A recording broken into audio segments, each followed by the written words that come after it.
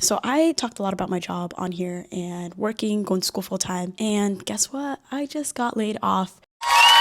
And to be completely honest, it taught me a lot of lessons. I literally was working at this company for 4 years, like straight out of undergrad, just grinding away. And it became like literally a lot of my identity.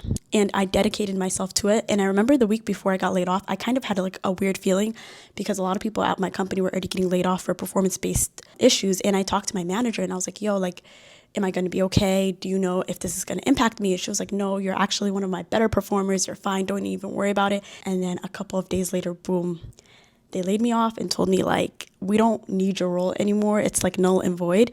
And the crazy thing is I gave a seminar on how to use AI and how I specifically use AI for my job. I'm not a big proponent of AI, but I kind of was giving examples on how it made it easier for me in my workflow to leadership and other people on my team, kind of understand how we could create efficiency using AI. And I got laid off and I feel like my job was probably taken by AI, but whatever. Anyway, we'll move on from that.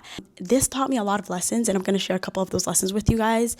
Don't ever overextend yourself for any job. At the end of the day, you are replaceable and you have to be okay with that. I rarely ever took full vacations. I literally worked abroad. I have a lot of vlogs that I've never posted, but when I was in South Korea, I was working. When I was in Morocco, I was working. I was checking Slack a couple of hours after doing Umrah, like literally slacking off spiritually just to lock in materially. Like, come on, did I eat that? Like checking Slack to Slack. Okay, anyways, even when I did take time off, I literally would offer to do my reports for them because I felt like I was so important to day to day.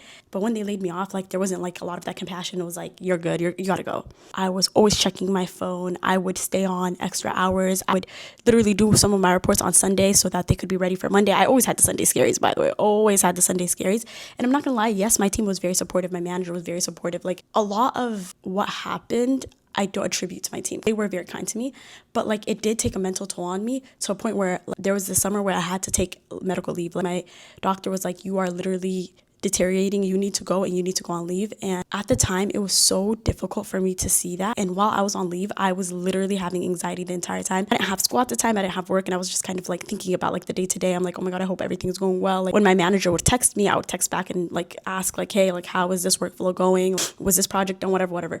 I was the weekend person. I was just let me finish this person. I was not by my computer. I was checking Slack on my phone. Like I was always just like locked in. And to be completely honest, I do not regret it. I feel like it made me who I am. This experience literally proved to me that I can thrive anywhere and I can do anything and everything I put my mind to. The layoff happened right before Ramadan, so it allowed me to reflect spiritually and kind of ground myself. And my friends and family, they reminded me like Rizq is from Allah, not from a company, not from your manager, not from a director, none of that. And when I look at like my trajectory and where I came from and like my life, honestly, I grew up low income, and this job literally propelled me into a completely different life than what it was that I came from. But I believe with like full conviction and with certainty that this happened all because of Allah. I had this job because of Allah. Like when I was in undergrad, I did a humanities degree, but somehow I landed an internship at a FANG company, and I feel like that really did change my life. And after that internship came this job and many more other offers. I was able to get into a full-time grad program while working, fully paid for free at one of the top institutions in the world. If I'm being real, none of that happened because of me and who I am as a person. Obviously, Tire Camel, but all of it happened because of Allah subhanahu wa ta'ala. Yes, I did work hard. I did do all these things,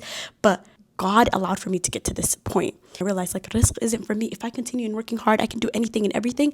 The rug could be pulled out from under me. It's all in the hands of Allah. He literally made the impossible possible and he will do it again. And I really believe that with full conviction. So now I am focusing on what brings me joy, what makes me happy, and like just living. Like I literally wake up in the morning, I check my phone, and I'm like, let me look at my emails. And I'm like, there is no emails to look at. I'm standing in the kitchen. I'm like, let me check my Slack.